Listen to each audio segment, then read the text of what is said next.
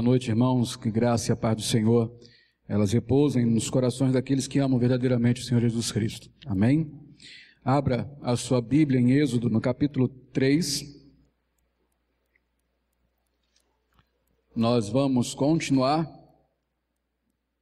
em nossa série e desta vez nós vamos meditar dos versos 7 a 10. Êxodo 3, de 7 a 10. A palavra do Senhor nos diz assim: Disse ainda o Senhor: Certamente vi a aflição do meu povo que está no Egito e ouvi o seu clamor por causa dos seus exatores. Conheço-lhe o sofrimento. Por isso desci, a fim de livrá-lo da mão dos egípcios e fazê-lo subir daquela terra a uma terra boa e ampla, terra que mana leite e mel, o lugar do cananeu, do eteu, do amorreu, do ferezeu, do eveu e do jebuseu. Pois o clamor dos filhos de Israel chegou até mim, e também vejo a opressão com que os egípcios o estão oprimindo. Vem agora, e eu te enviarei a Faraó, para que tires o meu povo, os filhos de Israel, do Egito. Na semana passada, nós meditamos aqui dos versos 1 a 6. Nesses versos nós vimos que o capítulo 3 começa a apresentar para nós, e apresentava para Moisés, o Redentor de Israel, que não é Moisés. Moisés é um instrumento, o Redentor é Deus. Então esse capítulo 3, ele é o capítulo que nos apresenta o Redentor, que nos apresenta quem é Deus, que faz a revelação para o povo de Israel de quem era este que providenciou para eles o livramento. Quem era este a quem eles estavam clamando? Um Deus que se preocupa com o seu povo e vem para resgatá-lo. Semana passada nós aprendemos aqui então que esse Redentor, o Deus que ouve, o Deus que vê, o Deus que conhece, ele é um Deus santo, é um Deus absolutamente perfeito, que não tem falhas morais, que não tem falhas em nenhum aspecto. Ele é puro, completamente puro, e isso faz com que Deus se torne temível, porque homens, pessoas caídas, pecadoras, impuras, não podem sobreviver diante da santidade de Deus. Deus, por ser santo, ele até se torna inacessível, de forma que quando Moisés foi chegar para ver a teofania, a manifestação de Deus naquela sarça que pegava fogo, Moisés foi advertido pelo próprio Deus que deveria ter cuidado, tirar as sandálias dos pés, um sinal de reverência, de temor, de respeito, porque a terra onde isso estava acontecendo, a terra onde Deus baixou, é uma terra santa. E até por isso mesmo aquele monte, o Monte Sinai, ficou sendo conhecido como o Monte de Deus. O próprio Moisés, ao perceber com quem estava lidando naquele momento, não olhou mais para o arbusto e temeu. É assim que termina aquele texto. Então, como é que os hebreus poderiam se relacionar com um Deus tão puro, tão santo? Então, o que nos é revelado agora, nos versículos de 7 a 10, é que este mesmo Deus, santo, puro, absolutamente puro, ele é um Deus bom. Bondade de Deus significa que ele é gracioso e misericordioso. E são estas coisas que permitem a Deus relacionar-se com o homem. O relacionamento de Deus com o homem é um ato de bondade do Senhor. O relacionamento de Deus com o seu povo é um ato da sua misericórdia e da sua graça. E é justamente isso que nós vamos ver nessa noite, porque é este caráter de Deus que nos é revelado nesses versículos que nós acabamos de ler, 7 a 10. Que nós temos um Deus bom, misericordioso e gracioso. Então, acompanhe comigo, não feche a sua Bíblia, mantenha a sua Bíblia aberta aí em Êxodo 3, de 7 a 10, e também tenha o cuidado de ler aqui os textos que vão ser anunciados, e assim você pode compreender o que nós vamos explicar nesta noite. Então, a primeira coisa que nós vamos ver nesse texto é justamente isso que eu acabei de falar: Deus é bom. Isso nos revela a sua graça e a sua misericórdia. Olhe novamente para o versículo 7. Está escrito assim: disse ainda o Senhor: certamente, com certeza, vi a aflição do meu povo, que está no Egito, e ouvi o seu clamor, por causa dos seus exatores. Conheço-lhe o sofrimento. Há duas expressões aqui que nos revelam justamente este caráter preocupado de Deus. Vi a aflição, ouvi o clamor. O Senhor é um Deus que se importa seriamente com o seu povo. O Senhor é um Deus que está preocupado e atento com tudo que se passava, estava preocupado e atento com tudo que se passava com os hebreus lá no Egito. Em nenhum momento o Senhor parou de prestar atenção, em nenhum momento o Senhor parou de ouvir, em nenhum momento o Senhor parou de tomar conhecimento das coisas que estavam acontecendo no Egito. Pelo contrário, nós observamos aqui justamente este Deus que se inclina de onde Ele está para observar, para ver o sofrimento do seu povo, se inclina de onde está para dar ouvidos ao clamor daquele que pede socorro. Nós temos temos vários salmos que falam disso, mas eu escolhi dois que nos mostram isso. O Salmo 113, abra sua Bíblia neste Salmo. Salmo 113, versículos de 5 a 6. Leia comigo. Quem há semelhante ao Senhor nosso Deus, cujo trono está nas alturas, que se inclina para ver o que se passa no céu e sobre a terra? Quem é que é igual ao nosso Senhor? Onde é que Ele está? O seu trono está onde? Está nos céus. Elevadíssimo, nas maiores alturas. Agora, o Senhor toma conhecimento do que se passa aqui. O que Ele faz? Ele se inclina. Um gesto de dar atenção, de preocupar-se com. Salmo 40, abra sua Bíblia, versos de 1 a 4. Estes salmos são escritos por um hebreu, um judeu, Davi, que por experiência e pela história do seu povo pode falar isso de Deus. Então vamos ler, Salmo 40, de 1 a 4. Esperei confiantemente pelo Senhor, e Ele se inclinou para mim e me ouviu quando clamei por socorro. Tirou-me de um poço de perdição, de um tremedal de lama, colocou-me os pés sobre uma rocha e me firmou os passos. E me pôs nos lábios um novo cântico, um hino de louvor ao nosso Deus. Muitos verão estas coisas, temerão e confiarão no Senhor. Bem-aventurado o homem que põe no Senhor a sua confiança e não pende para os arrogantes, nem para os afeiçoados à mentira. Esperei com confiança, confiantemente no Senhor. E qual foi a ação de Deus?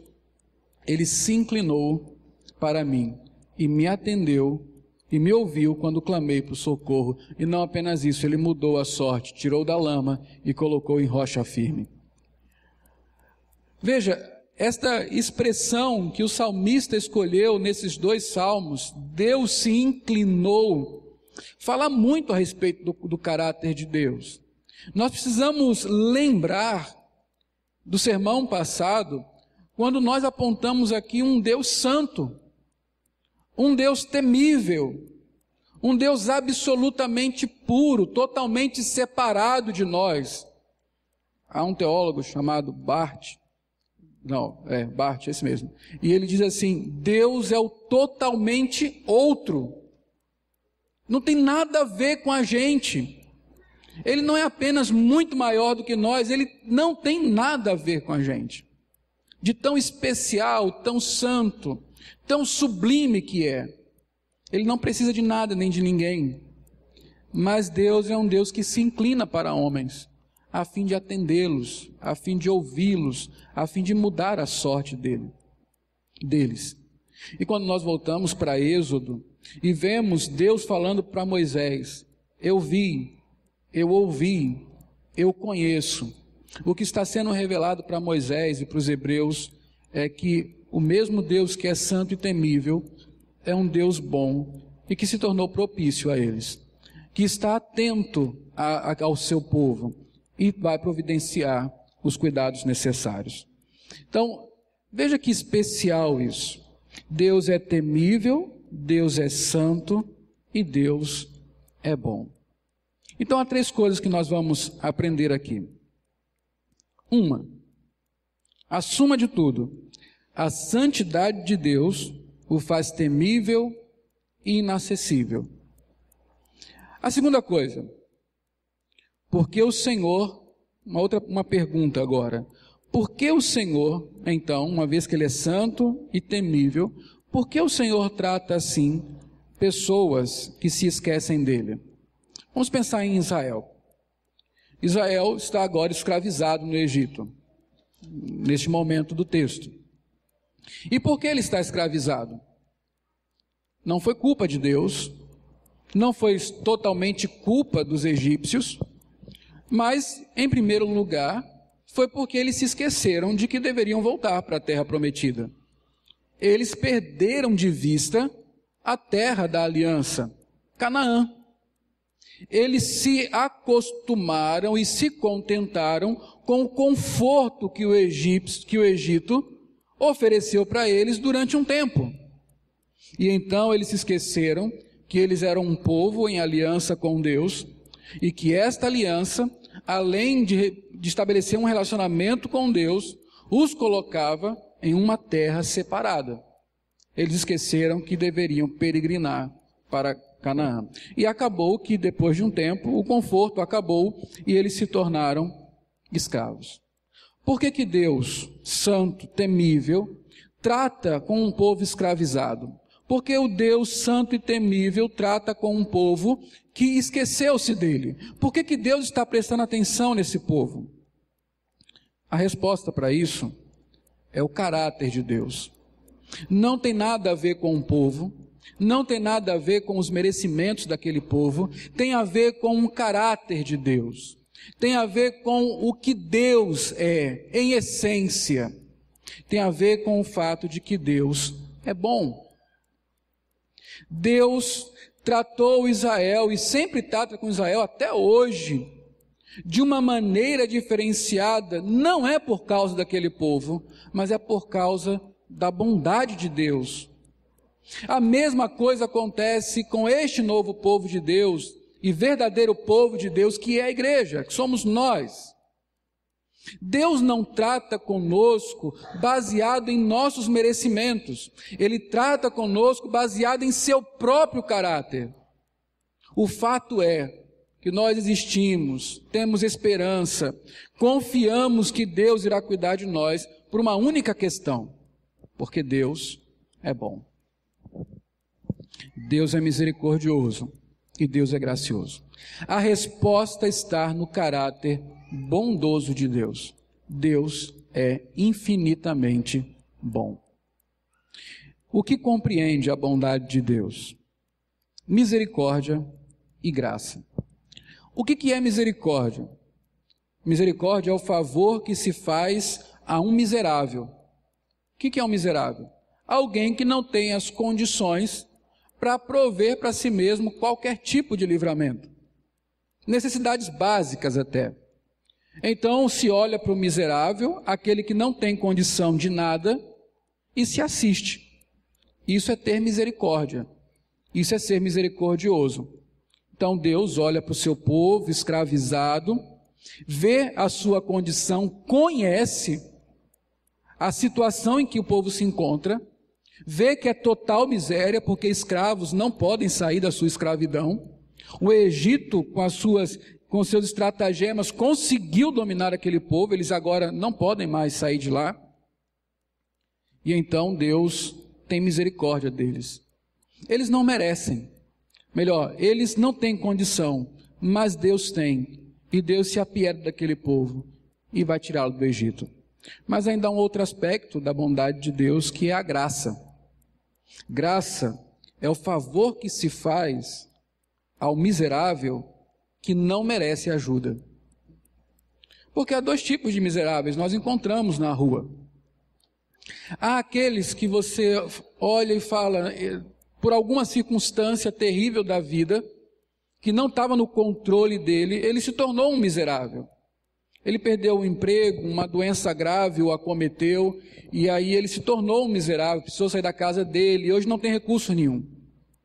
E você se compadece, até porque você é constrangido pelo fato de ele estar passando por aquilo sem ter buscado, sem merecer aquilo.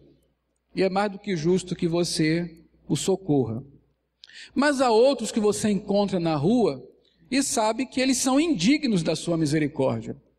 Afinal de contas, o que colocou-os naquela condição de miséria foram as próprias irresponsabilidades na forma como eles geriram a vida. Se entregaram ao jogo, à bebida, nunca procuraram trabalhar direito, eram sempre irresponsáveis e acabaram na miséria. O tempo passou, as forças foram embora, os recursos se esgotaram e aí ele acabou na miséria. Esse é aquele que você fala e pensa 1, 2, 3 vezes se vai ajudar ou não, porque afinal de contas ele está apenas colhendo o fruto daquilo que plantou no seu passado. Quando a misericórdia é exercida com alguém que não merece, isso se torna graça.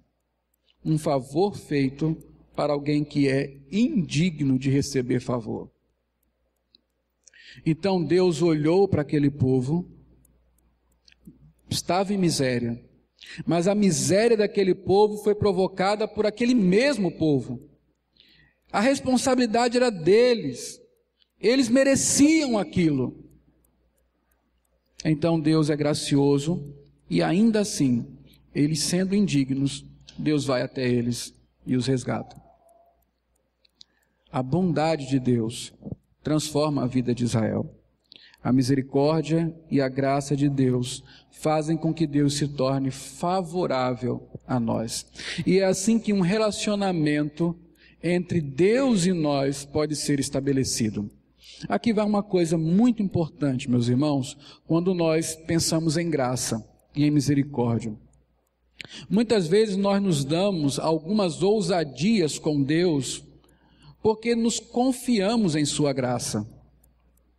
E ultimamente os crentes têm sido muito ousados, muito debochados com Deus, na forma de se referir a Ele, na forma de se apresentar em sua casa, na forma de se comportar na vida. Lembre que eu falei que se no Antigo Testamento o monte era santo, hoje nós somos santos, porque Deus habita em nós. E muitas vezes nós nos esquecemos que Deus está sempre presente e vivemos de uma forma debochada e pensamos, mas Deus é gracioso, isso não importa mais, Deus irá dar um jeito. Calma lá. O movimento de Deus para nós, o movimento do céu para a terra, é um movimento motivado pela graça e pela misericórdia de Deus. Ou seja, Deus vem, Deus vê, Deus ouve, Deus se relaciona conosco por causa da sua graça, da sua misericórdia. Agora, quando respondendo à graça e misericórdia de Deus, nós nos dirigimos a Ele,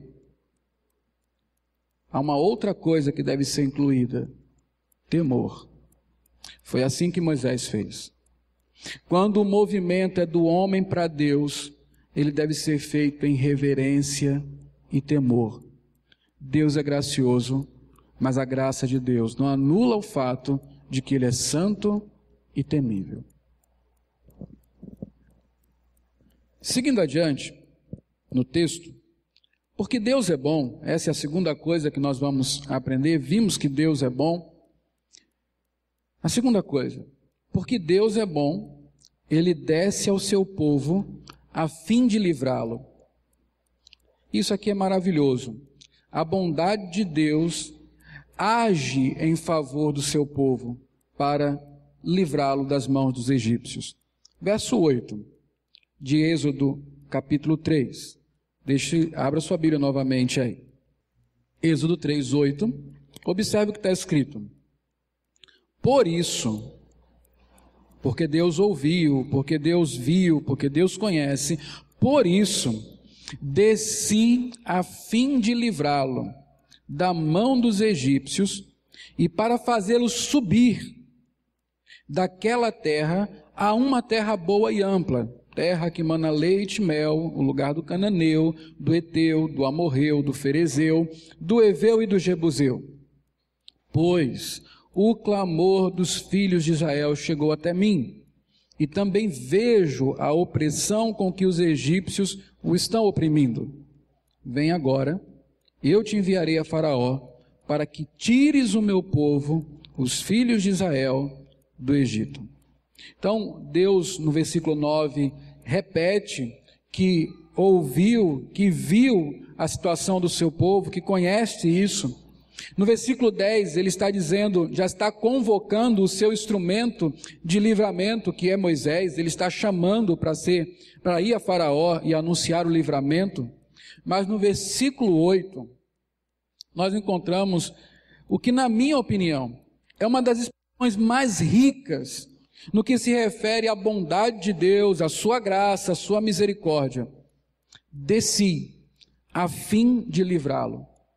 Desci a fim de livrar o meu povo. O que significa isso? Deus efetivamente age. Deus não é um Deus contemplativo. Ele não toma conhecimento apenas e guarda para si. Ele não ouve os clamores e não faz nada a respeito. Ele não vê a situação e não se compadece. Mas Deus efetivamente age em favor do seu povo. Deus toma atitudes a fim de transformar aquela situação. Deus envolve-se e compromete-se com aquele povo. O amor de Deus, a sua bondade, a sua graça e misericórdia impulsionam Deus a agir em favor do seu povo. No versículo 7, nós temos aquela expressão, conheço-lhe o sofrimento. O que significa isso? Significa que Deus, ao olhar, ao ouvir o clamor do povo, Ele sabe exatamente de quão grave e urgente é aquela situação. Deus está realmente preocupado com aquilo, Ele conhece profundamente aquilo ali. E então, Ele age em favor daquele povo. Ele desce para livrar o povo. Aqui vai uma aplicação breve. Não são as aplicações finais, mas uma breve aplicação para você entender o que isso implica na sua vida. Nós podemos descansar na fé de que Deus não apenas contempla passivamente as circunstâncias nas quais estamos envolvidos, mas Ele efetivamente agirá em nosso favor para nos socorrer. Muitas vezes ficamos pensando e pensando que Deus apenas contempla o que estamos passando. Deus não é um Deus contemplativo. Deus é um Deus que age. Sempre foi assim. O Filho de Deus é conhecido como o Verbo, a ação de Deus. Deus age e age em favor do seu povo. Então, se hoje você sente-se envolvido em coisas das quais você não pode se livrar, sejam situações adversas, sejam pecados escravizadores, sejam os problemas da vida, sejam os problemas familiares, é bom você sempre saber que você tem um Deus cujo caráter é bom, e isso implica dizer que Deus, em sua bondade, por graça e misericórdia, não ficará passivamente olhando a sua situação sem tomar uma providência em seu favor. Eu não coloquei aqui, mas me veio agora uma outra aplicação. Dizem por aí que quem tem fé faz o coração de Deus se mover. Isso é uma mentira. A fé é muito importante, mas a fé não move o coração de Deus. Dizem por aí que quem faz novenas, compromissos financeiros, fogueiras e tudo mais, faz o coração de Deus mover-se. Dizem por aí que há alguns que podem subir em alguns montes aí e fazer o coração de Deus mover-se em favor do seu povo. Mentira. O que faz Deus mover-se em favor do seu povo é o seu próprio caráter, porque Deus é bom. Não há nada em nós que possa constranger Deus a movimentar-se em nosso favor, senão o que há no próprio Deus, a sua própria bondade, sua própria graça e misericórdia. E isso, meus irmãos, é o que há de melhor, sabe por quê? Apesar de nós, apesar das nossas infidelidades, apesar da nossa fé fraca, nós temos um Deus que, por caráter, agirá em nosso favor. Ele não depende de nós para nos socorrer. Isso é extraordinário. Abra o Salmo 121. Leia comigo. Você tem um Deus que é bom, que não está vendo a sua situação passivamente, mas que está providenciando, se já não providenciou, ações para livrá-lo. Ele fez assim com Israel. O Salmo 121 fala disso. Então leia com fervor o que está escrito aí. Leamos juntos. Elevo os meus olhos para os montes, de onde me virá o socorro? O meu socorro vem do Senhor, que fez o céu e a terra. Ele não permitirá que os teus pés vacilem, não dormitará aquele que te guarda. É certo que não dormita, nem dorme o guarda de Israel. O Senhor é quem te guarda, o Senhor é a tua sombra à tua direita. De dia não te molestará o sol, nem de noite a lua. O Senhor te guardará de todo mal, guardará a tua alma. O Senhor guardará a tua saída e a tua entrada, desde agora e para sempre. Você ouviu o Salmo, você entendeu que todos os verbos aqui são verbos de ação. Deus fará por você. Eleva os meus olhos para o monte, de onde virá o socorro. O meu socorro vem de um Deus que age por mim. Não olha apenas passivamente a minha situação. Deus agirá. Ele me guardará desde agora e para sempre. Amém? Outra coisa, dentro do caráter bom de Deus, dentro disso que Deus desce para livrar, Ele age efetivamente, mas você precisa observar as expressões. Desci a fim de livrá-lo. Há duas coisas aqui, desci e livrá-lo. São expressões que nós precisamos observar nesse texto. Versículo 8 diz assim: por isso desci a fim de livrá-lo. Você vai ver agora a bondade de Deus em ação. Primeiro, desci. O que significa isso? Deus disse, eu desci. Parece uma coisa tão simples. Simples para nós, mas não é simples para Deus. Deus deixou a sua habitação original. Qual a habitação original de Deus? Os céus dos céus. Na verdade, não olhe para as nuvens e pense em encontrar Deus lá. Céus dos céus é uma expressão judaica que entende que tudo que está bom e superior mora no céu, tudo que é ruim está nas regiões inferiores da terra. Por isso, até hoje nós pensamos que o céu é em cima, né, onde Deus mora é no céu, e o inferno é lá embaixo. Não é um lugar específico geográfico, mas os céus dos céus, o céu onde Deus habita, é o símbolo de que Deus habita no lugar mais inacessível e mais puro possível, onde as coisas santas devem estar. É lá que Deus está. Então Deus deixa a sua habitação original e desce àquele lugar onde encontrou-se com Moisés. A terra, um monte, um lugar comum, um lugar corriqueiro, um lugar onde certamente Deus não deveria estar. Abra sua Bíblia em Jó. Veja o que Elifas, um dos amigos de Jó, fala sobre Deus. Jó 15, verso 15. Veja aí o que está escrito sobre Deus. Leia comigo. Eis que Deus não confia nem nos seus santos, nem os céus são puros aos seus olhos. Veja que texto interessante. Esse texto está dizendo que os santos aqui são os anjos. Diz que Deus não confia nem nos seus anjos. Isso quer dizer o seguinte, que no padrão de Deus, nem os anjos são suficientemente puros para Ele. Nem os anjos. E os céus? Da mesma forma. Mesmo os céus, o lugar da habitação das coisas santas, aos olhos de Deus, não são puros. Então, quando você vê Deus dizendo que desceu à terra, você vai compreender que é muito mais do que um mero movimento de cima para baixo. Na verdade, Deus desceu ao nível do homem. Deus começou a se envolver. Envolve um despojamento de Deus. Envolve Deus colocar-se em lugar onde Ele não deveria estar. Lugar que é impuro demais para Ele, falando com pessoas que Ele não deveria falar. Deus, o puro, o santo, o temível, inacessível, desceu. E está com o homem. Isso é um ato de misericórdia, de graça, da bondade de Deus. Outra coisa, descer revela-nos um Deus que se humilha.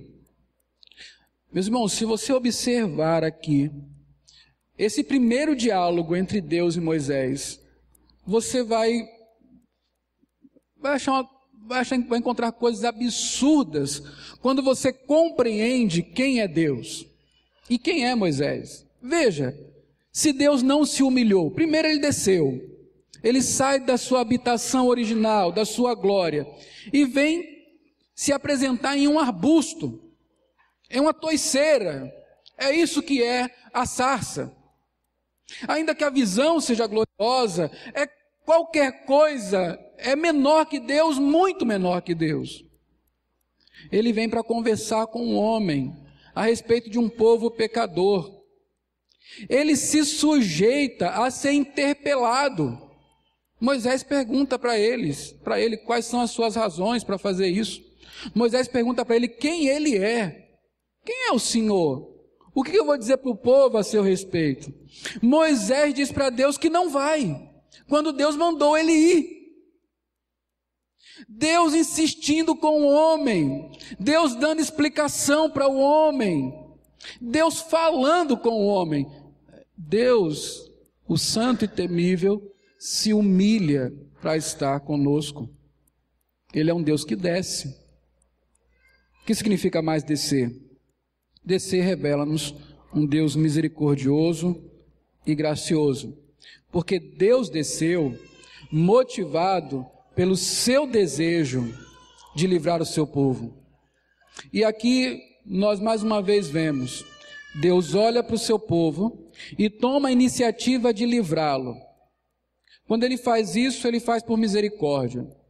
Mas livrar um povo que não merece, Ele faz isso por graça. Desceu. A graça e a misericórdia de Deus reveladas no fato de que Deus desceu para livrar o seu povo. Certamente, o que esse texto nos aponta é para algo muito mais superior, porque na verdade, Deus desceu lá naquela sarça, mas Deus desce de fato em Jesus Cristo. Jesus Cristo é o Deus que desce. Observe Mateus, abra sua Bíblia, Mateus no capítulo 1, verso 23. Jesus é Deus que desce. Olha o que está escrito aí, leia junto comigo. Eis que a virgem conceberá e dará à luz um filho, e ele será chamado pelo nome Emanuel, que quer dizer Deus conosco. Quem é Jesus? Ele é o Deus conosco, o Deus que se fez homem, o Deus que desceu a nós. Isso é extraordinário, porque Deus se humilhou, Ele veio ao nosso nível, Ele baixou a nós, não apenas o movimento de sair de cima para baixo, mas Ele veio ao nosso nível para nos livrar, para redimir a igreja. Deus desceu em Jesus Cristo. A última teofania, a última manifestação de Deus, na qual a sua expressão exata é colocada, foi Jesus Cristo, como nós lemos semana passada em Hebreus 1:3. Agora abra Filipenses, leia junto comigo, Filipenses 2, de 6 a 8. Vamos ler juntos? Pois ele, subsistindo em forma de Deus, não julgou como usurpação o ser igual a Deus. Antes, a si mesmo se esvaziou, assumindo a forma de servo, tornando-se em semelhança de homens e reconhecido em figura humana, a si mesmo se humilhou, tornando-se obediente até a morte e morte de cruz. Veja as expressões: a si mesmo se esvaziou, não usou como usurpação o ser igual a Deus, se humilhou, se fez homem. É exatamente isso que significa descer. Deus se fez tal como nós somos. Jesus assumiu uma figura humana, a natureza humana, com as consequências da queda, tudo isso para nos livrar. Não é mais um arbusto em chamas, mas um homem, não mais, Deus se humilhou a esse ponto, não é mais um lugar sendo ocupado, o Monte Sinai, mas agora Cristo assumindo a própria natureza humana. Nasceu como qualquer mortal, foi submisso aos seus pais, Deus fez tudo isso, foi submisso aos seus pais, submisso às autoridades romanas, caminhou com pessoas que as próprias pessoas diziam que eram pecadoras, indignas, como prostitutas, cobradores de impostos, ladrões. Foi preso, foi traído, foi flagelado, foi esbofeteado, cuspiram em seu rosto, dividiram a sua capa, crucificaram e morreu. Deus se humilhou, Deus veio a nós. Entenda quanto Deus é bondoso com você. Entenda o quanto Deus se importa com a sua situação. E não qualquer situação, mas aquela situação insolúvel para você, que é a escravidão do pecado. Cristo desceu. Deus desceu em Cristo para te livrar.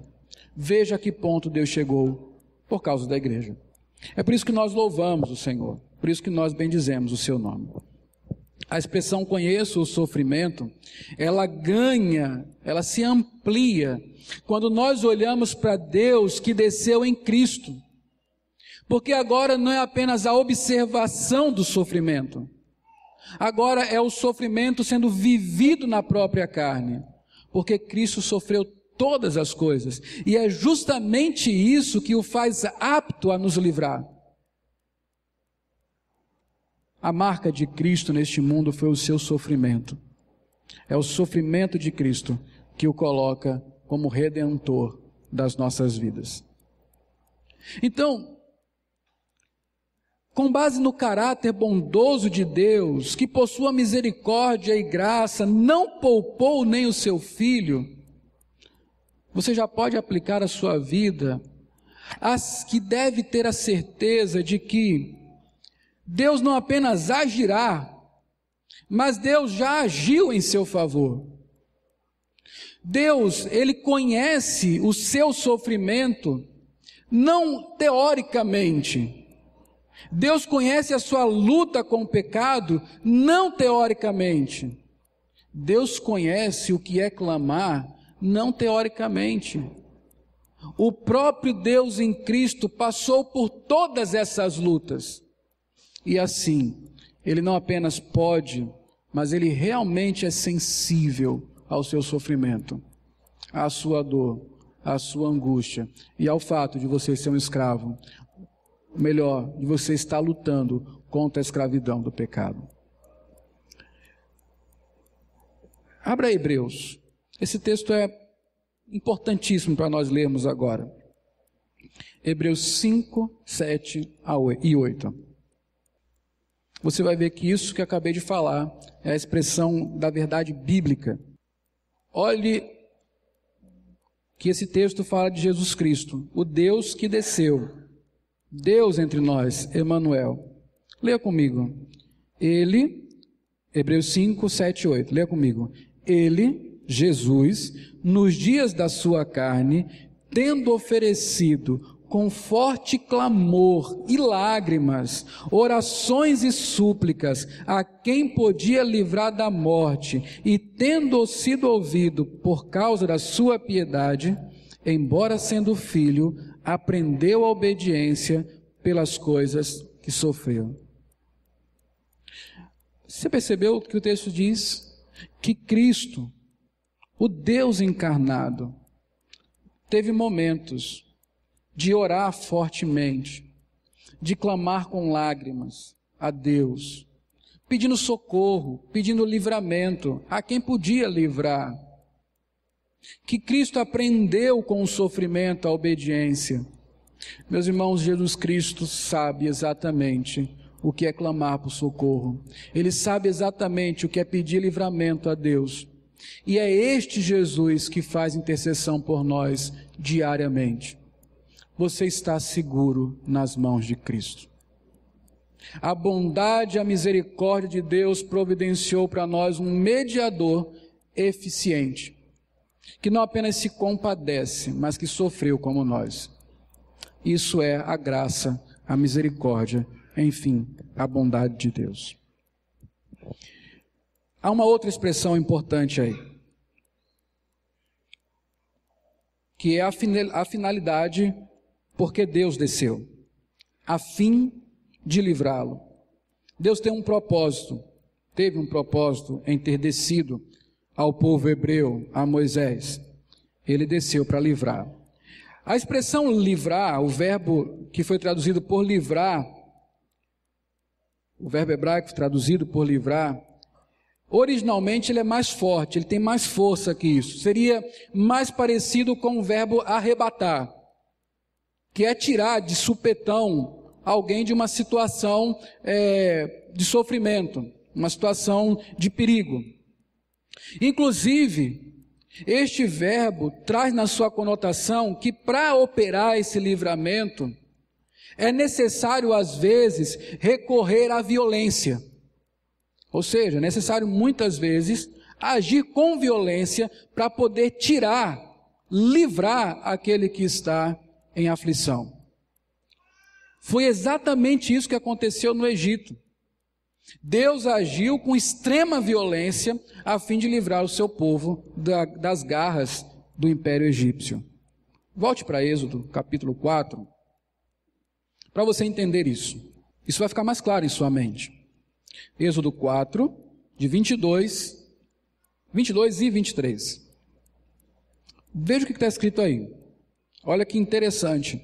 O ultimato que Deus deu para o faraó. Dirás a faraó. Vamos ler juntos?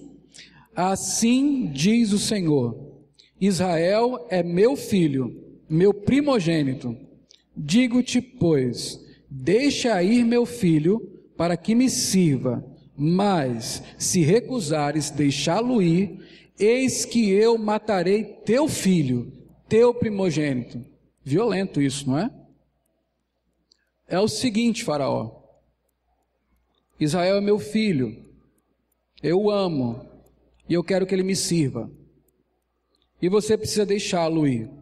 Isso vai acontecer por bem ou por mal. Ou você deixa ir por bem, ou então, porque você está escravizando o meu filho, eu virei aqui e matarei o seu filho, o seu primogênito. Como é que acabam as 10 pragas? Com a morte dos primogênitos. Meus irmãos, o agente de Deus para operar aquelas mortes, chama-se anjo destruidor. Se você ler num gibi anjo destruidor, numa história qualquer, você irá associá-lo ao diabo, irá associá-lo às forças do mal, ao lado escuro da força. Jamais você irá associá-lo a Deus. O anjo destruidor passou pelo Egito e violentamente matou os filhos dos egípcios, os primogênitos.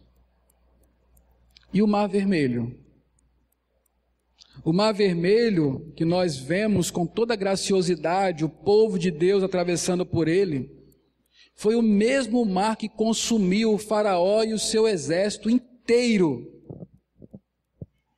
Um tsunami arrasou aquele povo. Deus agiu com extrema violência a fim de salvar o seu povo no Egito. Mas a história não acaba aqui. A história do Egito aponta para o que aconteceria mais tarde com a igreja, com a gente.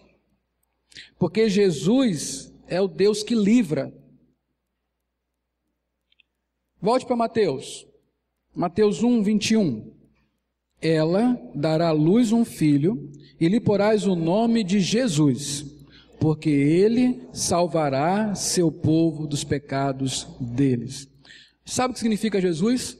Você deveria saber, você já é crente há bastante tempo. Jesus significa, é uma variante do hebraico Josué, que é Deus, Yahvé, o Senhor salva, o Senhor livra. E é por isso que o nome de Jesus é Jesus, porque ele veio com a finalidade, ele desceu com a finalidade de salvar o seu povo dos seus pecados. Fica muito claro esse propósito. Agora, observe uma coisa. Eu falei que lá o verbo no hebraico diz que é livrar com violência. Não é isso? Aconteceu a mesma coisa com Jesus?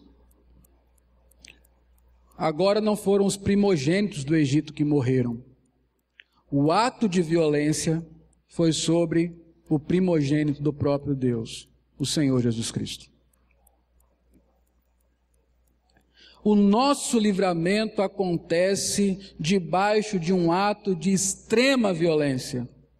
O Deus que desceu sujeitou-se ao sofrimento que lhe foi infligido por homens que não amavam a Deus. Jesus morreu na cruz. A sua morte foi cruenta, ou seja, foi sanguinolenta. Muito sangue foi derramado. A morte na cruz é de uma violência, de uma falta de humanidade terrível. Morre-se por asfixia. Algumas pessoas têm as pernas quebradas. O lado é furado para adiantar as coisas. Fica-se no sol, quase um dia inteiro às vezes. É uma morte dolorida, principalmente para quem antes disso foi açoitado severamente. Teve que carregar o próprio madeiro. Não bastasse isso, a violência moral contra Jesus, ele estava nu na cruz. Dividiram as suas vestes. Ele foi zombado, escarnecido. Foi violento o que aconteceu.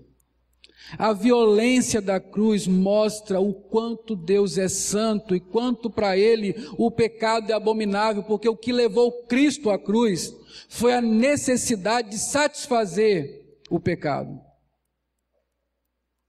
É assim Deus, a bondade de Deus que revela misericórdia para esta igreja, para nós que somos crentes, ao mesmo tempo foi um ato de extrema violência contra Ele mesmo, porque Deus enviou o seu Filho para morrer. Isso não lhe foi agradável, isso não lhe foi prazeroso. Da mesma forma que ele quis punir o faraó com uma dor intensa, que é a dor da perda de um filho, ainda mais o primogênito, ele mesmo se impôs essa dor. Meus irmãos, olhar para esta mesa não pode nos causar indiferença. ser um crente, confessar que Cristo morreu por mim, não pode ser uma coisa barata, não pode sair dos meus lábios sem provocar em mim algum tipo de constrangimento. Não pode deixar de despertar em mim zelos pelo Senhor, amor intenso, vontade de servi-lo, de me santificar, de me consagrar. Deus foi violento com Cristo para me conceder graça, para ser bom comigo. Foi um extremo ato de livramento que envolveu violência contra o próprio Deus. É assim que Deus é bom comigo. Bondade, justiça e ira se unem na cruz do Calvário. E a partir daqui eu quero fazer as aplicações. Para fazê-las, eu não vou usar a minha criatividade. Nós vamos para a Bíblia. Romanos, capítulo 12, 1 e 2. Vamos ler juntos? Rogo-vos, pois, irmãos, pelas misericórdias de Deus, que apresenteis o vosso corpo por sacrifício vivo, santo e agradável a Deus, que é o vosso culto racional. E não vos conformeis com este século, mas transformai-vos pela renovação da vossa mente, para que experimenteis qual seja a boa, agradável e perfeita vontade de Deus. O que nós aprendemos hoje aqui sobre o caráter de Deus? Deus é bom. Deus é bom significa dizer que Ele é misericordioso e gracioso. Como é que a misericórdia de Deus se manifesta de maneira inequívoca? Em Cristo Jesus, que desceu para nos livrar. De que maneira? Indo à cruz do Calvário. Pois bem, Paulo fala, rogo-vos pelas misericórdias de Deus. O que ele está dizendo é, eu apelo a vocês, pela coisa mais preciosa do mundo para as nossas vidas. Sabe o que é? A misericórdia de Deus. É a misericórdia de Deus a causa de nós não sermos consumidos. É a misericórdia de Deus que nos permite ter esperança. É a misericórdia de Deus que nos dá a certeza de que seremos salvos. É a misericórdia de Deus que enviou Jesus Cristo. A misericórdia de Deus tratou com violência a fim de que nós fôssemos alvos da sua bondade. Tudo isso é devido à misericórdia de Deus, à sua graça, à sua bondade. Paulo diz, por causa da misericórdia de Deus, por amor a ela, por compreender a preciosidade da misericórdia de Deus, eu rogo a vocês, ofereçam-se a Deus como um sacrifício vivo, santo e agradável. Então a primeira aplicação, meus queridos, é justamente isso. Pela misericórdia de Deus, ofereça-se a Ele. Veja o que Deus fez por você. Nós acabamos de ver aqui.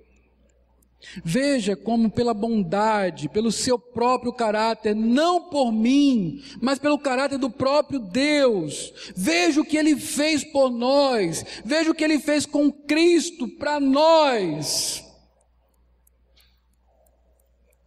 Por que nós temos tantas reservas com Deus? Por que somos tão econômicos com Deus? Por que somos como Moisés, questionando, mandando que outro faça em nosso lugar? Por que somos tão reticentes, tão menos santos, tão menos consagrados? Por que queremos dar a Deus menos do que o nosso coração? Por que nos contentamos com o dominical, com a religiosidade frívola? Onde está a paixão? Onde está a gratidão? Onde está o reconhecimento de que por misericórdia você é salvo? Pela misericórdia de Deus, entregue totalmente o seu coração a Ele. Abandone o seu eu, abandone os pecados. Vá a Cristo, Ele pode lhe socorrer, há graça para isso. Queira transformação, queira ser melhor, ser excelente. Não se contente em ser o crente de segunda classe que você tem sido até aqui. Busque mais de Deus. pelas misericórdias de Deus, ofereça-se a Ele como um sacrifício vivo, que os seus membros sejam para a glória de Deus, que a sua mente tenha desejos piedosos, que o seu coração arda de paixão pelo Senhor, que o seu alvo seja o céu, que a sua vida seja para a glória de Deus, que Deus esteja em primeiro lugar, o seu reino, a sua justiça. Ofereça-se a Deus como um sacrifício pelas misericórdias de Deus. Depois Paulo diz, não vos conformeis com este século. E se nós formos contextualizar ao tema, que é a escravidão no Egito, pelas misericórdias de Deus, não se deixe escravizar por este mundo. Este mundo tenta nos moldar. Pergunte aos jovens, eles sabem agora, eles não são massinhas de modelar, mas o mundo quer nos tratar como massinhas de modelar, eles querem nos formar da forma que eles querem. Mas nós precisamos ser sólidos, nós precisamos nos conformar a Cristo. E o que me move a fazer isso? As misericórdias de Deus. Deus fez muito por mim. Eu não posso me deixar escravizar. Ele veio justamente, Ele desceu violentamente, entregou seu Filho à cruz para me livrar deste mundo tenebroso. Eu não posso me deixar escravizar. Eu não posso me conformar, eu tenho que ser um inconformista. Pelas misericórdias de Deus, não deixe que o mundo dite como deve ser a sua vida. Pelas misericórdias de Deus, diga não, diga um basta. Viva para o céu, não para este mundo. Pelas misericórdias de Deus, continue a peregrinar. Pelas misericórdias de Deus, olhe para o alto e encontre lá a sua terra. Pelas misericórdias de Deus, entenda, o reino de Deus é o lugar onde você deve estar. É segundo as suas leis que você deve viver, não segundo o reino do diabo, que é este mundo. Pelas misericórdias de Deus, não se conforme. Amém? Ore ao Senhor, nós vamos celebrar a ceia do Senhor, que nos mostra a violência de Deus em Cristo Jesus, a fim de nos fazer alvo da sua bondade. Ore ao Senhor, para que Ele sonde seu coração, para que Ele faça você entender isso que você ouviu, e que isso de fato lhe constranja a um viver mais nobre para a glória de Deus.